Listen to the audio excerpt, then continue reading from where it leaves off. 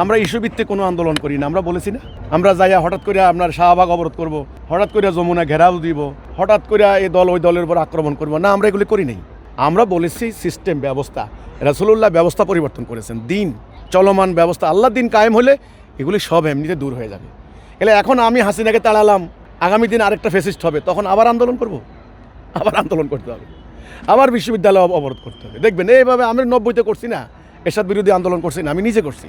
তো কী হলো, তখন আমি কলেজে পড়ি, বলা হলো গণতন্ত্র আসবে, মানবাধিকার আসবে, বাকস্বাধীনতা আসবে, স্বৈরাচার এরশাদ বাকস্বাধীনতা নিয়ে গেছে, তারপরেও তো আবার হইলো, 24-এ আবার হইলো। তাহলে বর্তমান যারা ক্ষমতা আসবেন আগামী দিন, যদি বিএনপি আসে, তারা ভারতের সাথে সম্পর্ক রক্ষা করতে হবে, নাহলে তারা সীমানা দ্বারা আবদ্ধ।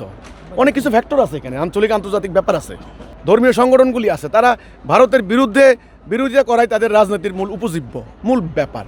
ইন্ডিয়াতে এমন হচ্ছে, বাংলাদেশ পাকিস্তানের বিরুদ্ধে রাজনীতি করে তারা ক্ষমতা যায়।